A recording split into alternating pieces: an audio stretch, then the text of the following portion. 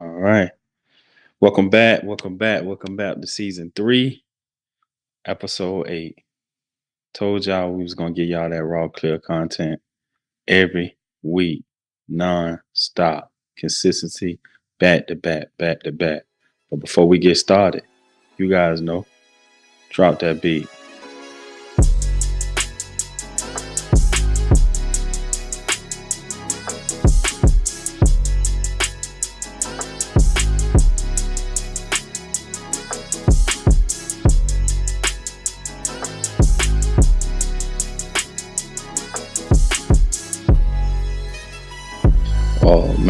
Oh man. So, welcome to the Wheel Watch channel. On one half of the team, Shaq. Got a very special guest in the building. Kelp.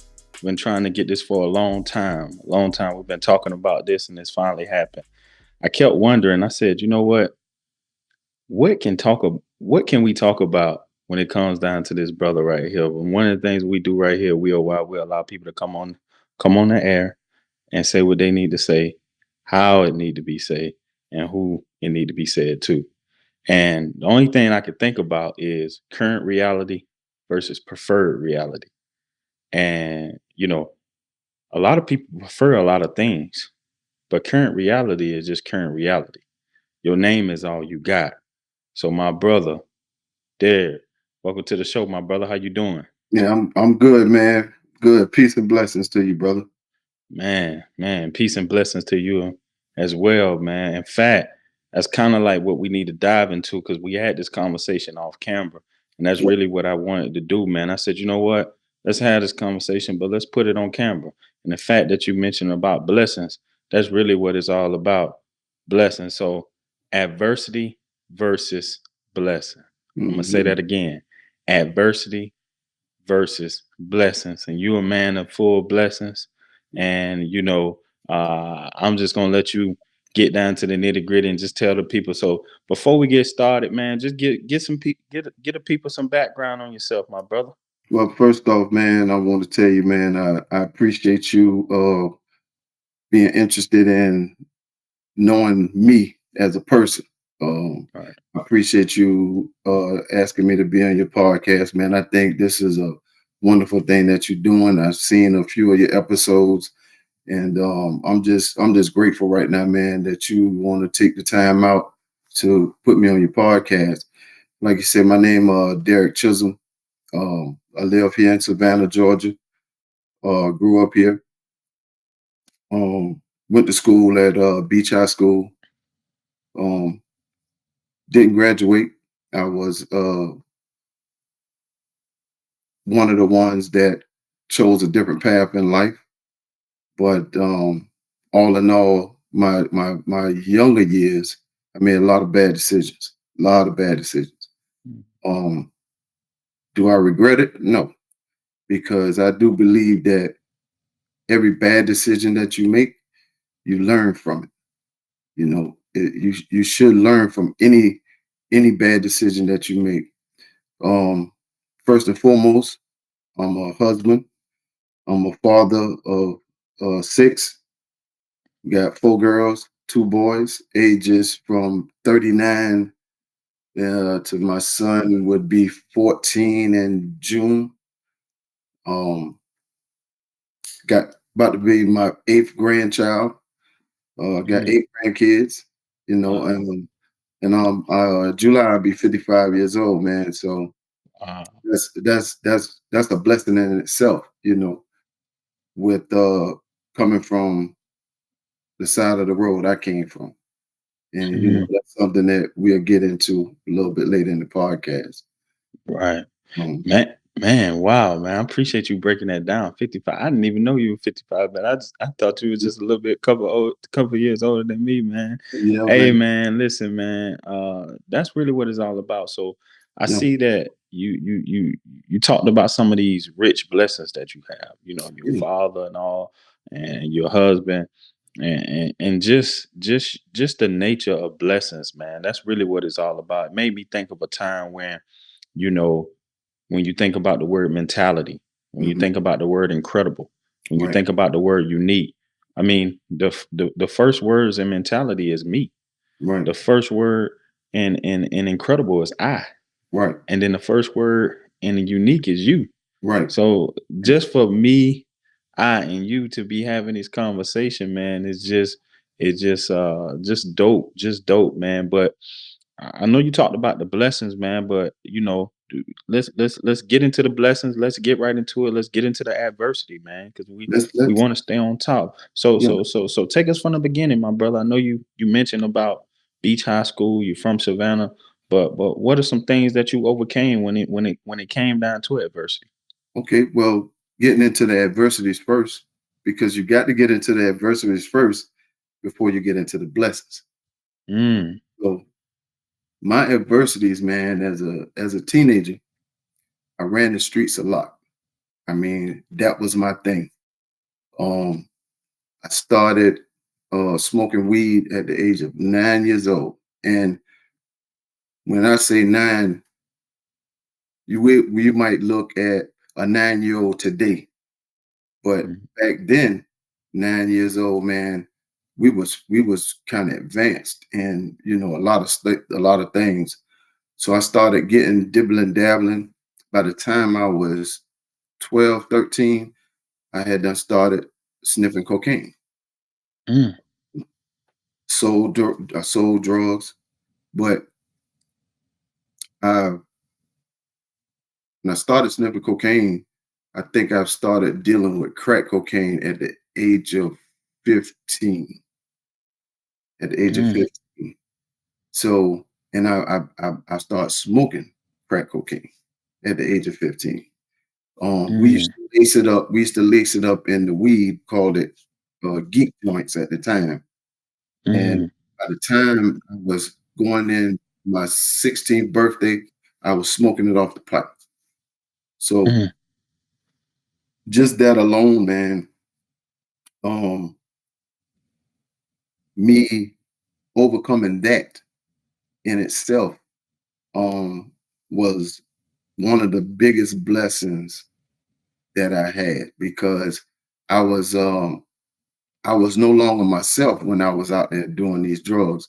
Never was ashamed, I've robbed people, you know. I've never was the type that go in the store to steal anything. I was too scared to do that. You know what I'm saying? My thing mm, was if I put a gun to somebody in the streets, you know, the only consequences at the time that I was thinking about was they getting back at me. I didn't have to I didn't have to worry about going to the store stealing anything and the police get behind me. You see what I'm saying? Because right, right. then um they had this thing street code, you know, and they still got it today, which is stupid because like I said, I'm older now, so I'm more wiser. But in the process of me dealing and smoking dope, I went to prison. My first time I went to prison was in '89. Went to prison in '89. Uh, Mm, did my time, got out. 10 years later, I went back to prison in 1999. mhm, And that was the last time that I smoked crack, December 14th, 1999. And it's interesting because that night, man, I was about to turn myself in for a child support warrant, right? right, So the back then you could get your white clothes together, like your underwears, your t-shirts and stuff like that, and you can bring them to jail with you, or you can get somebody to bring them in. right. So I had done packed everything, I had washed up everything, got me some new stuff, and I went out that night, um, Mhm, not knowing that that was going to be my last night on the street for a while. So um, I was prepared to go. And at that time, man, it was crazy because a lot of people that I knew wasn't some close, what some not close, but they was either getting killed or mm, things just was happening to them. So at that time, what I was going through, man, I wanted to get off drugs. So mm, crazy because I went to jail. I was about to turn myself in, but I caught another cell case, and Mm, that was a blessing in itself because I got off the streets. I got myself clean. You know what I'm saying? By going back to prison, that saved me. Even though that wasn't the route I wanted to go, but mhm, that's that saved me. That saved me. mm. Wow, man, you just said a lot, man. In No, fact, I commend you right here on Wheel. Why? Because it take a lot of courage and bravery, along with mental mindset to come in here and just share your story to the people to let them know that, hey, this is what I was doing at 15. Here's what I was doing at 16. But I made it out, And in fact, some people don't even have the courage to be, to pause. Excuse.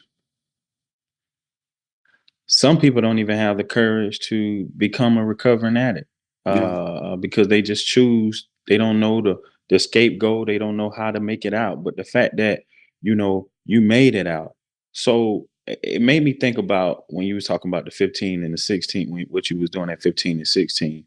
I read a quote one time. It said, "The day I figured out how to become the man, I became the man." yeah, And that's a grown man move that you did. yeah. And so I know you said that you didn't have any regrets earlier.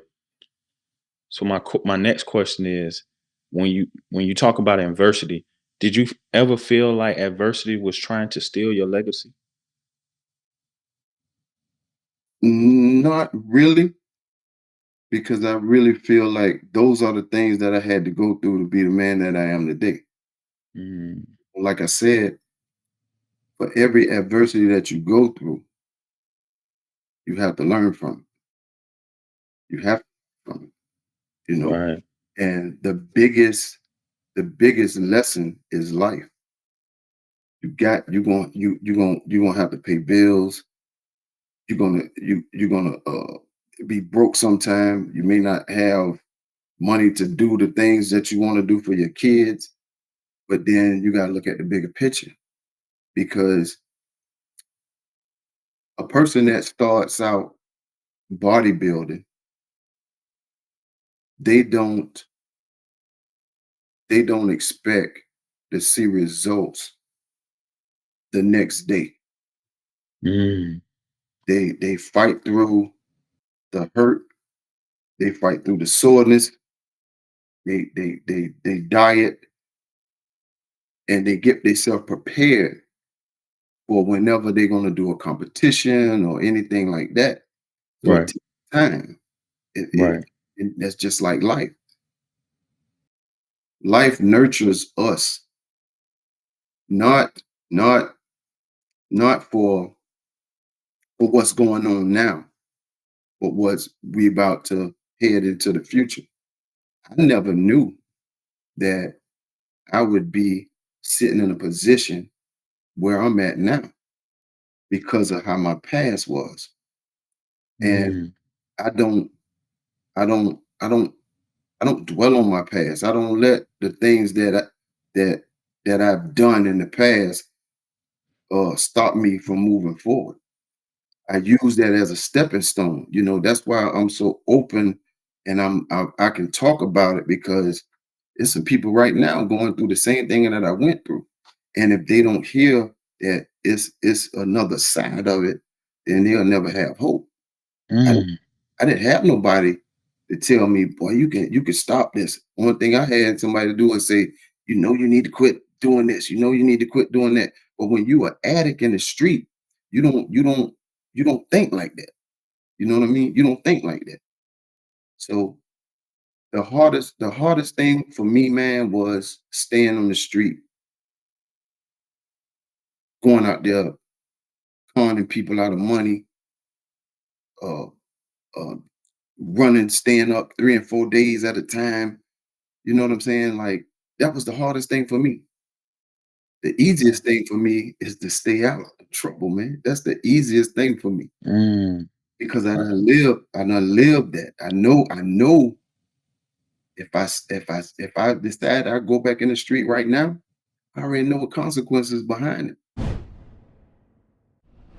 And I appreciate that because we live in the soft generations now. Yeah, Everybody got a gun now. yeah, Everybody got to prove something to somebody, and yeah, yeah, they're afraid to take a butt whooping nowadays. They're afraid to get beat e- or and do and or scared to take a L in a sense. exactly. So talk about. I mean, you just brought out a good point that made me think about something. So you know you mentioned you didn't have nobody to just give you that guidance or give you that direction, right? So that person out there that's doesn't have, I mean, what was that drive that made you be like, you know what, I want to quit? Like, was it your kids?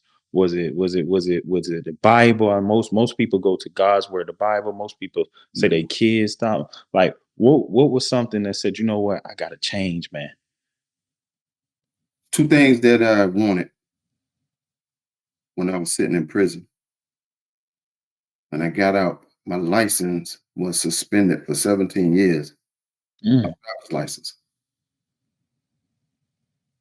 I wanted to get my driver's license back, which and I knew that that probably would be one of the things that would be kind of easy for me to do. And I always wanted to have custody of my oldest son. mm, I got my driver's license back. I had owed child support $33,000 in back pay. mm, And if I knew I was going to talk about this, I would have had the paper when they sent me and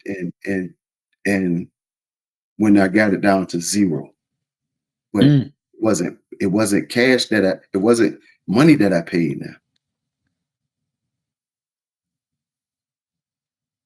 I went down to child support and asked them about my license. They told me what I needed to do. My two oldest daughters, their mother, I had owed her that money. I went to her and I told her what I was trying to do. And I had owed her $23,000 in back pay. And I had owed the state the 10. So what I had to do was just get her to sign a paper saying that she didn't want the back pay and child support. I asked her, she did it, no problem. Took mm, that paper back down there. They put me on a payment plan for me to pay so much money for a year. Paid that money out for a year, and they canceled the rest. mm, Blessings. mm. Now, so that was one of the things that I did that I wanted before I got out of prison. Second thing was my son. My son is 30 years old now. I I got out October the 2nd, 2001. That that summer, that following summer, I asked his mother, "Can I get him for the summer?" She let me keep him for the summer. I never took him back home. Mm, She seen him. I just kept him in my presence. So after about when school started back in August, September, whichever one it was, right. I had asked her, "Can I keep him? I make sure he get to school, whatever, whatever." And she was good with it. She was good with it. Blessings. Word blessings gonna keep coming up, Shaq. Blessings. Right. Right. Because Like that. mothers, some mothers that I know would have never did that. Mm, They always have this anger towards the fathers of the child. But due to the fact me and her always had a good relationship, and my oldest daughter's mother, it worked out in my favor. So I enrolled him in school, everything. So about a year and a half, close to 2 years, I had asked her. But before I asked her, I used to go down to child support. And I was asking my caseworker at the time, what can I do to get custody of my son? I wasn't trying to take him away from her. What trying to take him away from her? I already had it. So I went down there like clockwork, man. Shaq, I promise you, every Tuesday at mm, 1:30, 2 o'clock, and I sit in the lobby. So after they switched my caseworker to this white woman, she said to me after I went down there about several times, she called me in her cubicle and she said, "Mr. Chisholm, are you serious about your son?" I said, "Miss Maynard, I believe her last name was Maynard." right. And I said, "I ain't never been serious about nothing in my life." She told me what I had to do. She said, "If you can get your son's mother to write saying that he stay with you, we can handle it." I said, "That's all I got to do?" She said, "That's all you got to do." I immediately went to St. Candler Hospital, talked to his mother. She written out a letter right then and there, shot it back down to child support, took it to my caseworker, man. She pulled my case up. She hit one button, done. I had owed, I had owed his mother, I think $4,300 in back pay. She didn't want it. And man, that was something that I've never thought would Mm, happen to me because of the fact I was a two-time convicted felon. mm, I smoked crack for 20 years. Like what made me think that I would be able to get my son? You know what I'm saying? And mm, that was a blessing in itself, man. So I knew at that point I could not turn around because I had my boy to hold up for a minute, man. mm. Let it out there. Let it out, man. It's all right, brother. Relationships is better, man. I had my Take your son. take your time. I had my son, so I couldn't let him down. I wasn't all he had, but he helped me change Mm, because I had a response. Even though I had other kids, but I had him every day. I had to make sure he go to school. I had to make sure he had clothes on his back. I had to make sure he he did his homework. You know, I had to do things for him, man. I had to take him to the doctor, to the dentist. You know, and who would have thought, man, me, you know, from everything that I've been through, who would have thought I'd have had that kind of responsibility? So at that point, man, I knew that my life had to change. man, I felt those tears right now, but I'm trying to hold back. I'm trying to hold back because we all come from a background where, and we're not from, and I'm not afraid to tell it. I'm not afraid to tell it with my family. There was ones close to me that was out there in those streets for those amount of years as well, Hmm. and tribulations, trials, circumstances, never giving up, You know.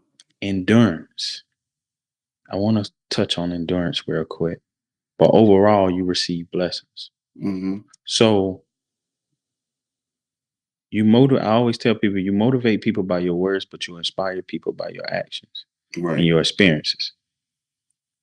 So, what does endurance feel like, my brother? What does it feel like, my brother? It's an ongoing thing, man. It's an Mm, ongoing thing because even getting up to go to work, I regardless of how tired I am, I got to get up and then do whatever I got to do for that day to get through because my wife depend on me, my kids depend on me. I depend on myself to do what I need to do for my family. So endurance, when you talk about endurance, man, it's a never ending thing. It's a never mm, ending thing. It's right. always something, man, that's gonna obstacles gonna come in your way.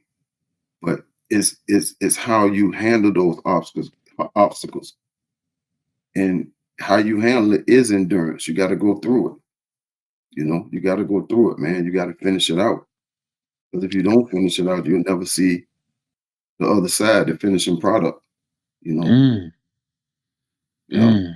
I like that. I like that. You are an example of somebody who turned pain into power. oh yeah, All the pain and all the emotions, people tell me that all the time, and I think that sometimes I think that I be going through a lot.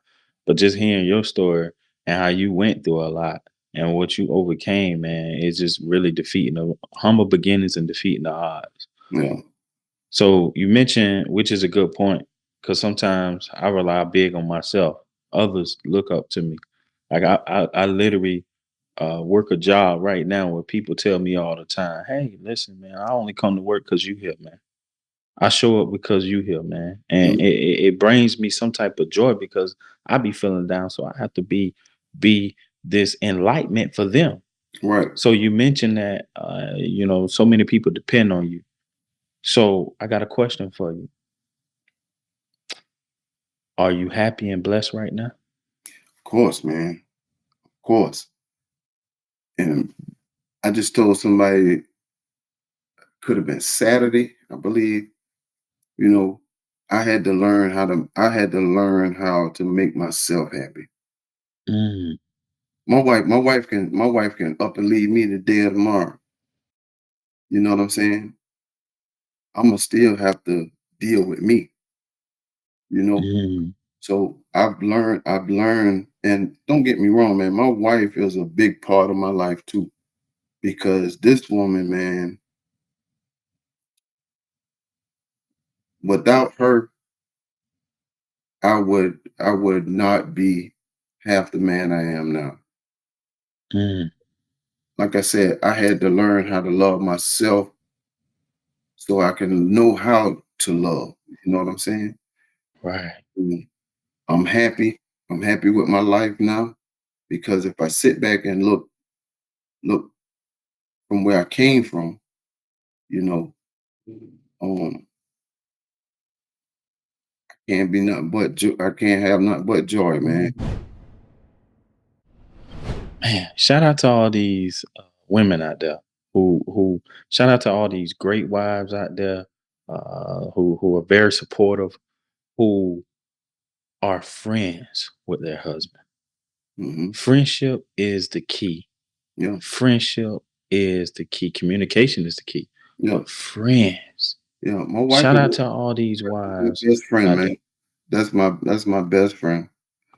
Right. Before we got married, I had established, and it's some dudes I know 25, 30 years, man. I've never said nothing to them about certain things, but my wife know, you know, Mm, you know. mm.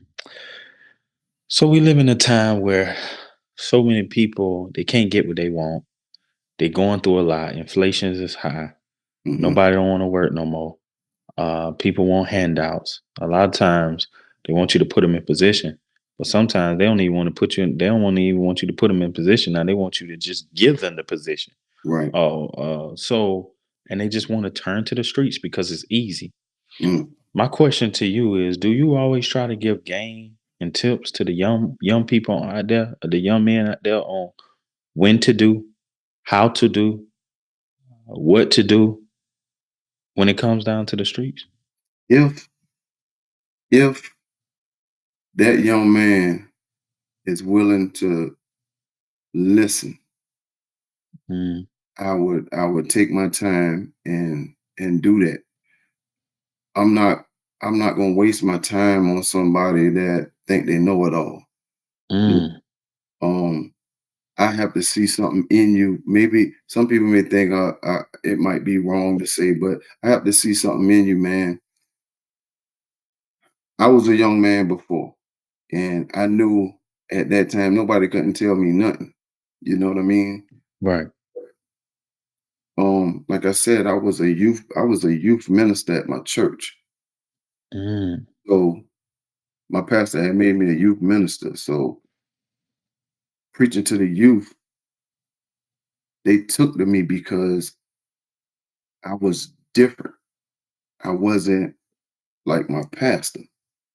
You know, he mm, He was an older guy. He from the country, and he always told me I had something for the youth, and they follow me. They listen to me.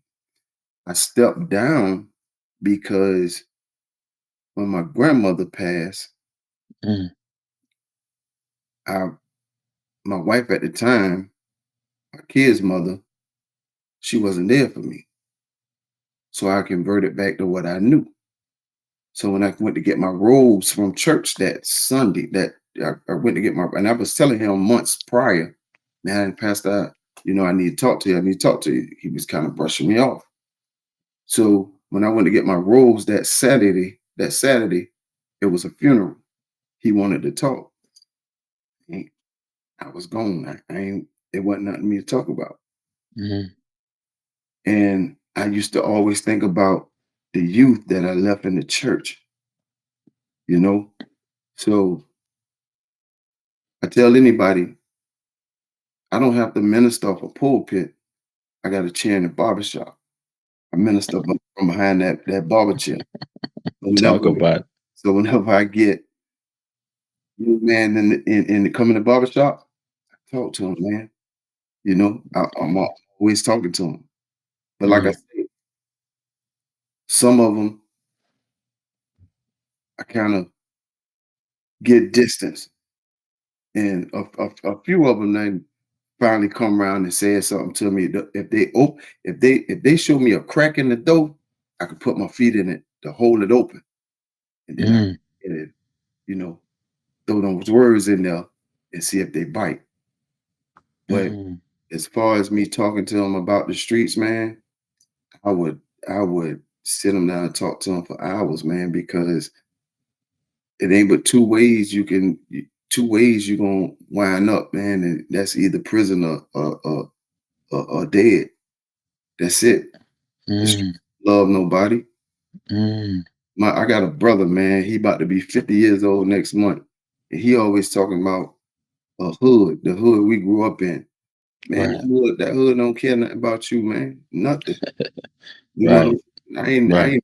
I ain't never been the type that talk about no hood or nothing like that. Nothing. Because when I was smoking dope, I was 125 pounds. And Mm, probably 3 of those pounds or 5 of them pounds came from one of them guns I used to have. You see mm, what I'm saying? So it's crazy, man. When I sit back and think, it's crazy. So, I mean, the young cats today, man, they just different, man. And they just so they be influenced by what they see, but mm. don't know the consequences behind a lot of their actions, man. Man, you just done man, I wish I can keep going on and on, man. The producers is wrapping up for time, man. But let's let's ask this final question, man. I'm gonna kind of but before I get to the so you a barber, right? Yeah, yeah. Okay. Okay. Okay. 3311 MLK Boulevard, man. It's the building on the corner. The building. Mm, okay. Say that again for those people that missed it. It's 3311 MLK, Savannah, Georgia. It's a stucco building on the corner with a red top. It's right behind the Family Dollar on Montgomery Okay. Street. Okay. Okay. Mhm. Yeah, man. Y'all go check my boy Derrick out, man. Yeah. Please go do that.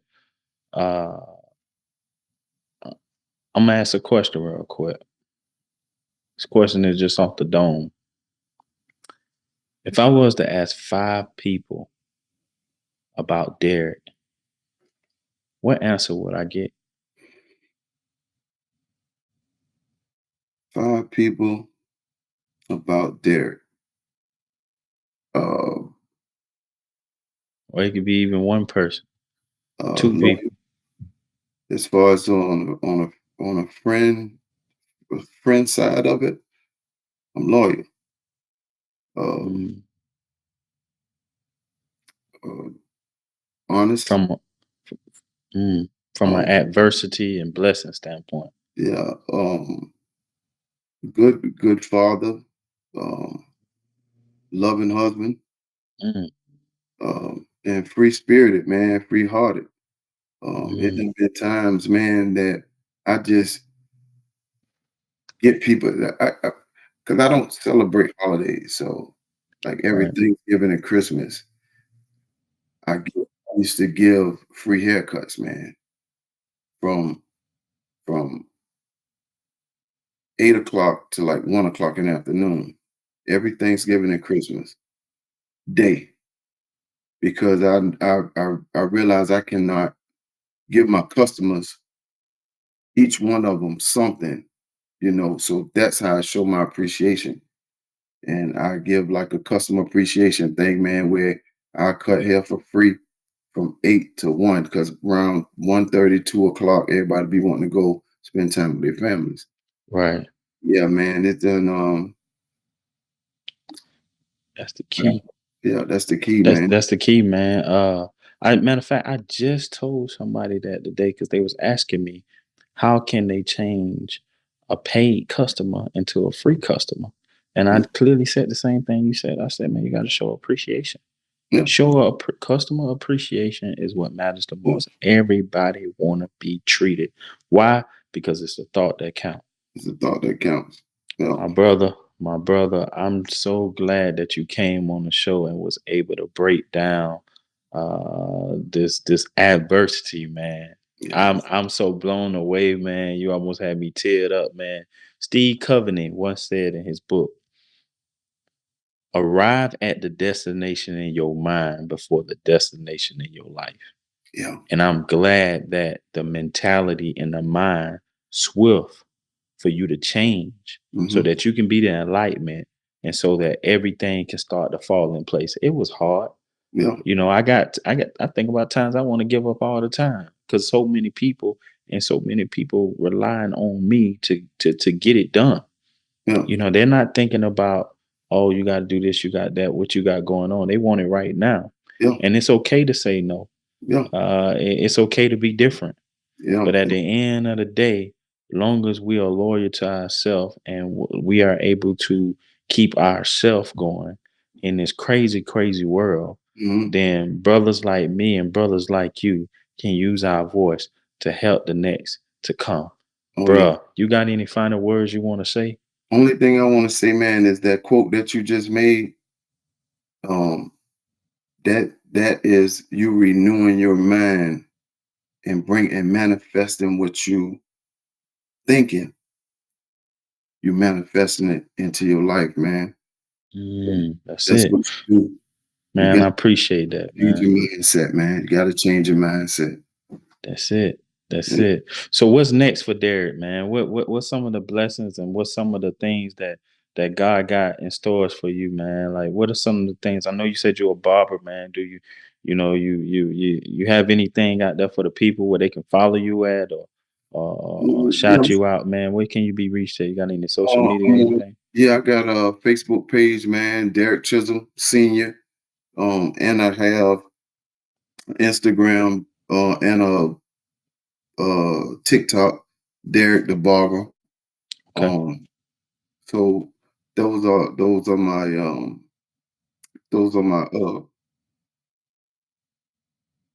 uh social media. Yeah. Social Yeah, media. Okay. Okay. I appreciate that, man.